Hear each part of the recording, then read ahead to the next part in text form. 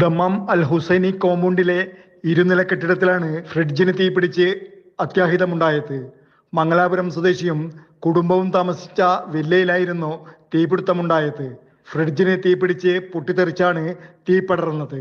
സംഭവത്തിൽ മംഗലാപുരം സ്വദേശി ഷെയ്ഖ് ഫഹദ്, സൽമ ഖാസി ദമ്പതികളുടെ 3 വയസ്സുകാരനായ ഇളയ മകൻ സായിഖ് ഷെയ്ഖ് ശ്വാസം മുട്ടി മരിച്ചു. 5 വയസ്സുകാരനായ മൂത്ത മകൻ സാഹിർ ഷെയ്ഖിന് പരിക്കുണ്ട്. ഗുരുതരാവസ്ഥയിൽ ഷെയ്ഖ് ഫഹദ് അൽ ദമാം മുന അത്യാഹിത വിഭാഗത്തിലും ഭാര്യ സൽമ ഖാസിയെ ദമാം സെൻട്രൽ ആശുപത്രി അത്യാഹിത വിഭാഗത്തിലും പ്രവേശിപ്പിച്ചു. ദമാം മെറ്റേണി ആശുപത്രിയിലുള്ള മൂത്ത മകൻ അപകടനില തരണം ചെയ്തിട്ടുണ്ട്. 6 മാസമായി താമസിച്ചു വരുന്ന വില്ലയിലാണ് അപകടമുണ്ടായത്. ശനിയാഴ്ച അർദ്ധരാത്രി വില്ലയിലെ താഴത്തെ നിലയിലെ അടുക്കളയിലുള്ള ഫ്രിഡ്ജ് പൊട്ടിത്തെറിച്ച് തീ പിടിക്കുകയായിരുന്നു. തുടർന്ന് വീടിനുള്ളിൽ ശക്തമായ പുകയുയർന്നു.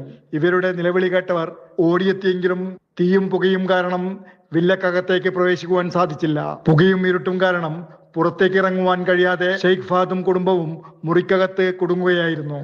അഗ്നിശമന സേനയെത്തി തീയടക്കുകയും അബോധാവസ്ഥയിലായ കുടുംബത്തെ ആശുപത്രിയിലേക്ക് മാറ്റുകയും ചെയ്തു.